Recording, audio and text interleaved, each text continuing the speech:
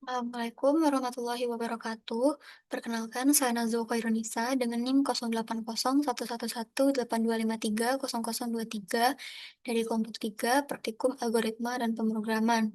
Di sini saya akan mengerjakan untuk lampiran soal nomor 3 dari eh, part 1. Oke, di sini programnya diminta untuk membuat program yang berupa deretan Fibonacci. Lalu setelah itu akan menampilkan jumlah dan juga rata-ratanya. Oke, yang pertama di sini kita menggunakan header IOStream.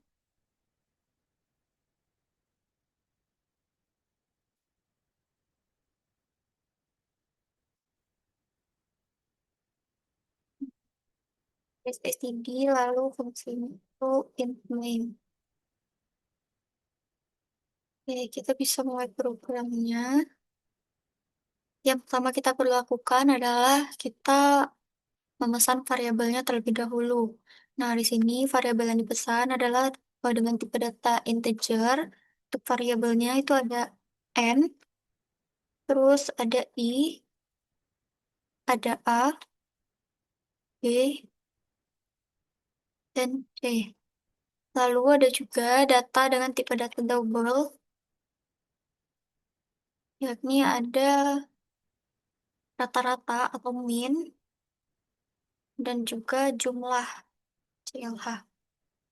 Oke, sini yang pertama kita ingin menampilkan terlebih dahulu teks di layar pada saat running nanti. Nah, kita menggunakan fungsi cout. Lalu kita ketik dengan tanda petik kalimat apa yang ingin kita tampilkan di layar. Ini masukkan jumlah bilangan Fibonacci.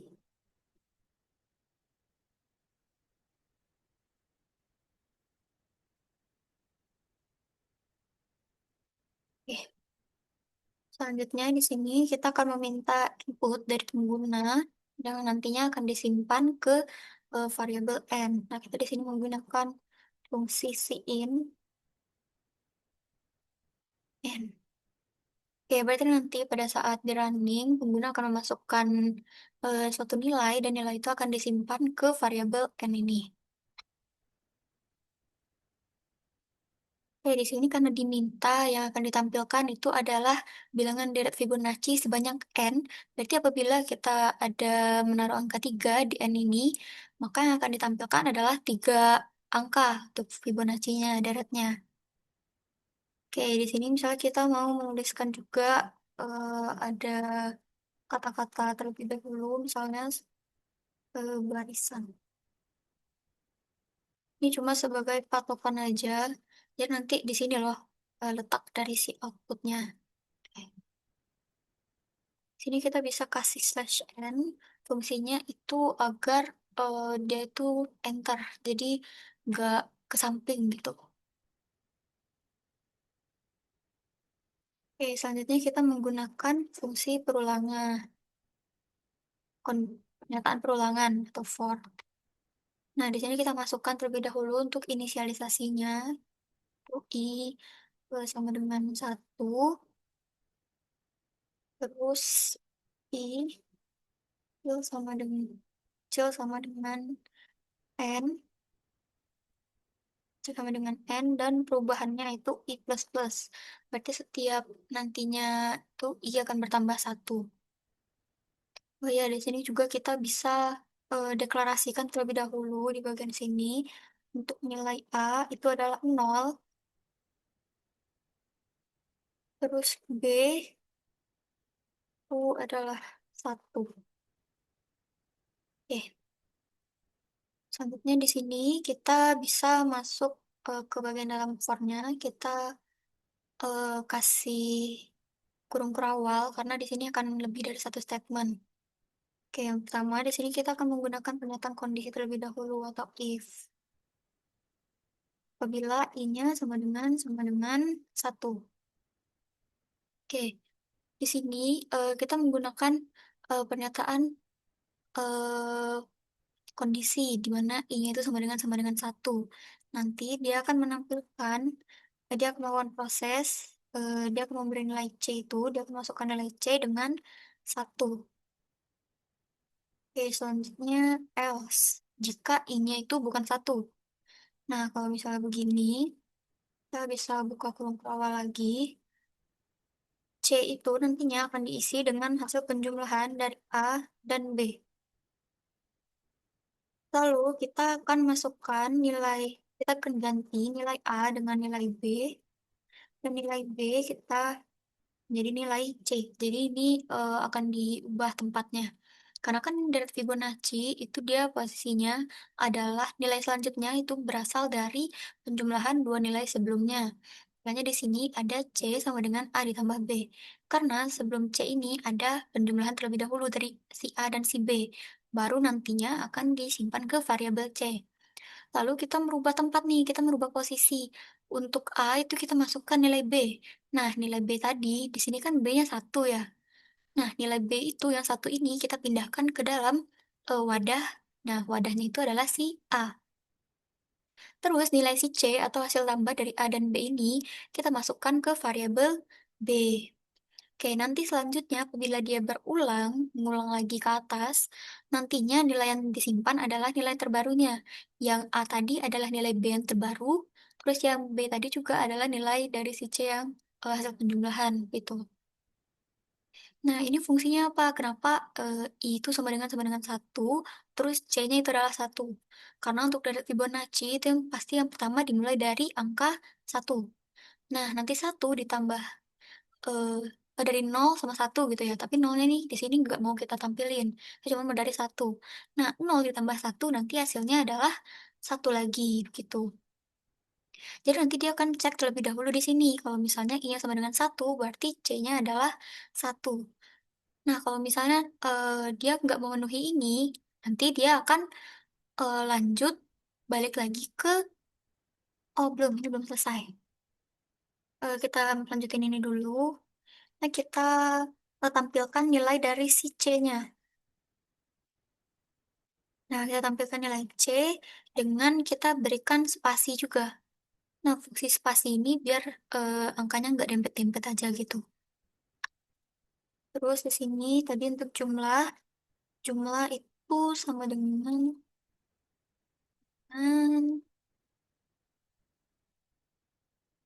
sama dengan C. Oke. Nah, ini tadi yang saya maksud. Kalau misalnya dia sudah memenuhi kondisi yang ini, berarti yang else otomatis dia tidak akan dicek. Nanti dia akan langsung menampilkan nilai dari si C tadi. Lalu diikuti dengan tanda spasi, terspasi. Lalu setelah itu, nah si C yang dihasilkan tadi, dia akan dijumlahkan hasilnya itu. Dan dia akan dimasukkan ke variabel jumlah. Setelah dari sini, dia akan kembali lagi ke atas. Dia akan melakukan I++, maka I-nya akan menjadi 2. Lalu dia melakukan pengecekan lagi nih di sini. Apakah I-nya itu sama dengan satu? Udah enggak lagi dong. Nah, karena enggak, baru dia mengecek yang bagian else. Nah, di else ini barulah dia lakukan proses seperti yang telah dijelaskan tadi. Baru nanti lanjut ke bawah lagi, dan dia akan menampilkan nilai C lagi dengan tanda spasi. Oke. Selanjutnya kita akan menghitung rata-ratanya nih. Nah, rata-rata tadi itu variabelnya min. Nah, rata-rata itu kan jumlah dari semua data terus dibagi diba eh hasil penjumlahan dari semua data lalu dibagi banyaknya data tersebut. Nah, ini berarti jumlah dari data tadi kan kita simpannya di variabel jumlah ya, JLH. Terus untuk banyaknya data itu dari N. Karena tadi N ini yang kita input kan untuk berapa jumlah bilangannya, gitu. Oke, selanjutnya di sini kita bisa mau tampilin, kita bakal tampilin teks lebih dahulu. Di sini ada total.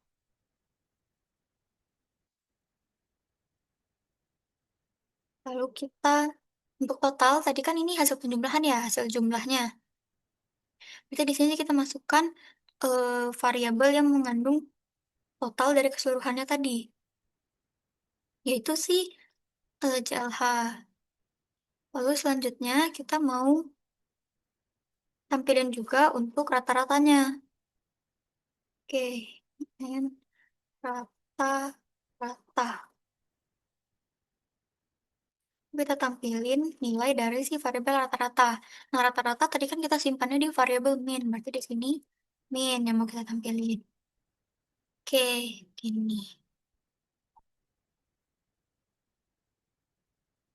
Sekarang kita coba running. Oh, ini tuh.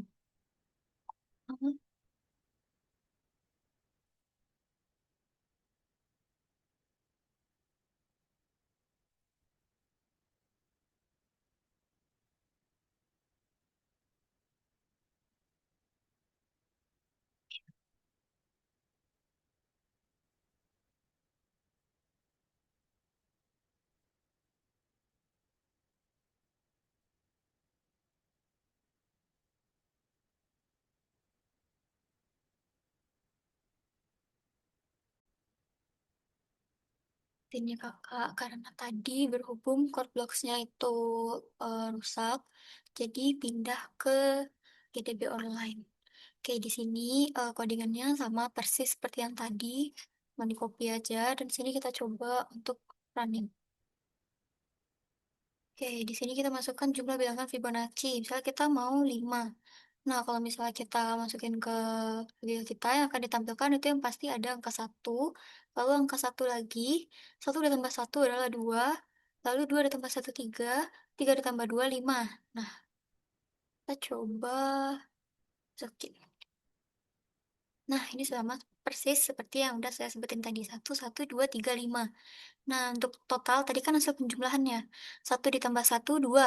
2 ditambah 2, 4. 4 ditambah 3, 7. 7 ditambah 5, 12. Terus tadi rata-rata, itu dia total dibagi dengan jumlah datanya. Nah, totalnya tadi 12. 12 dibagi 5, hasilnya 2,4. Oke, begitu. Mungkin kita bisa lanjut ke sedokotnya. Oke, ini untuk sedokotnya. Pertama pasti kita mulai dari begin. Nah, setelah itu kita mendeklarasikan variabel ya tadi.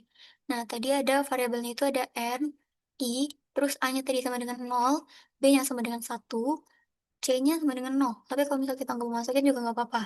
Karena c ini kan dia variabel baru ya, dia nggak akan mempengaruhi nantinya. Terus itu dengan tipe data integer. Selanjutnya ada min dan juga CLH. CLH-nya tadi ada sama dengan 0. Dia merupakan tipe datanya double.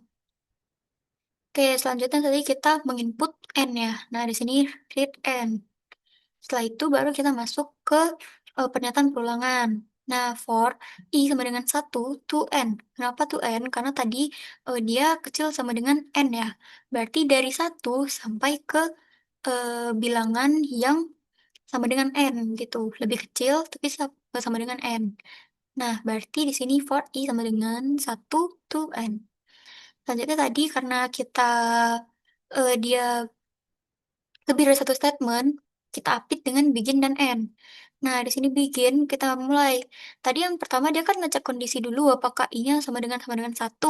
Kalau iya, maka dia akan nampilin c-nya itu sama dengan dia akan melakukan proses c-nya itu sama dengan 1. Terus kalau misalnya bukan atau else. Kalau else dia akan melakukan ini c sama dengan a tambah b, a sama dengan b, b sama dengan c. Ini pindah posisi atau pindah tempat. Nah, ini tadi kita apit dengan begin dan end karena ada lebih dari satu statement. Nah, jadi ini milik si else. Selanjutnya, di luar dari sini, dari if, kita akan menampilkan C, nilai dari si C dengan tanda spasi. Nah, kenapa C yang kita tampilin? Karena kan di sini nih, kita udah tampilin C sama dengan 1. Terus di sini juga prosesnya itu kan hasil selanjutnya itu adalah C ya. Maka di sini kita write C, lalu diikuti dengan tanda spasi. Lalu selanjutnya tadi kita melakukan proses JLH plus sama dengan C. Berarti jumlah tadi kan 0 ya. Nah, nilai dari si C tadi adalah bilangan yang hasil penjumlahan tadi, penjumlahan sebelumnya. Jadi setiap nilai si C ini masuk ke sini, dia akan ditampilkan di di bagian sini, lalu dia akan dijumlahkan nilai C-nya. Nah, hasil penjumlahan tadi itulah disimpan ke variabel JLH. Lalu N, ini N untuk menutup yang ini. Nah, berarti ini semua berada di dalam for. Selanjutnya di luar for. Tadi kan dia akan melakukan I++ terus-terus sampai ketemu kondisi yang tidak memenuhi. Nah, kondisi yang tidak memenuhi tadi, misalnya tadi kita masukin 5, berarti kalau misalnya 6, dia bakalan tetap melakukan I++ dulu, lalu dia cek. Ternyata salah nih. Nah, kalau misalnya udah salah, otomatis dia keluar dari for. Terus dia akan lanjut di sini. Nah, di luar for itu kita mencari nilai rata-rata atau min. Itu tadi dari jumlah dibagi dengan N. Selanjutnya kita mau tampilkan ke layar untuk nilai dari si jumlah dan juga dari rata-rata tadi. Lalu N. N yang ini untuk menutup program utamanya. Nah, oke, kalau untuk flowchart-nya begini, kita mulai dari start, terus untuk input itu dengan bentuk jar genjang. Nah, ini, read N. Nah, di sini dia untuk inputnya. Terus selanjutnya tadi kita melakukan proses dulu nih, kita memasukin nilai-nilainya nih.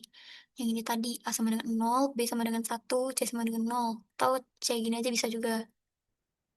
Terus selanjutnya, setelah itu kita masuk ke dalam yang ini, kita masuk ke for. Nah, for itu kita menggunakan hexagon, atau segi 6. Nah, ini tadi, I sama dengan 1 to N. Nah, ini. Terus kalau misalnya keadaannya benar, dia akan lanjut mengecek kondisi yang bagian ini. Nah, yang ini. Ini untuk ini. Terus kalau seandainya benar kondisi I sama dengan 1 ini, maka dia akan menjalankan proses C sama dengan 1 yang ini. Nah, kita lihat kalau misalnya salah atau false, dia akan lanjut ke baris selanjutnya, yaitu else. Nah, di else ini dia akan memulai nih prosesnya, itu ada yang ini tadi. Nah, di sini dia posisinya, dia menggunakan bentuk persegi panjang. Selanjutnya, dari kedua proses ini, kita tampilin C dan juga tanda spasi, gitu. Jadi kita hubungkan ke satu titik nih, C, spasi. Jangan lupa pakai tanda petik. Selanjutnya dari sini, kita masuk ke bagian ini. Nah, kita masuk ke proses lagi. Yang mana jumlah itu plus sama dengan C. Berarti jumlah tadi 0. 0 ditambah dengan nilai C. Terus nanti nilainya disimpan ke variabel jumlah. Terus nanti, kalau misalnya dia balik ke atas lagi, nah dia akan melakukan I++. Nah kan ini udah sampai sini ya. Terus kita melakukan I++, atau I-nya ditambah 1, I-nya plus 1. Nah, di sini maka dia akan kembali lagi ke atas, ke perulangan tadi. Nah, ini dia juga akan melakukan step-step yang sama sampai menemukan nilai I-nya yang tidak memenuhi kondisi. Nah, jika tadi sudah didapatkan ini tidak memenuhi kondisi, dia nggak akan lanjut ke bawah sini. Dia akan langsung keluar dari pernyataan for. Nah, ini kalau misalnya salah atau F, di sini ada tandanya. Terus dia langsung lanjut ke sini. Nah, ini prosesnya kan ini di luar for ya. Makanya kita taruh ini kalau misalnya udah salah, dia akan melakukan proses yang ini, min sama dengan JLH per N. Terus kita mau tampilin semua hasilnya dari jumlah dan juga min. Jadi output itu ada JLH, min. Selanjutnya kita N. Begitu. Oke, mungkin sekian dari saya. Lebih dan kurang saya mohon maaf. Billahi taufiq wal hidayah. Wassalamualaikum warahmatullahi wabarakatuh.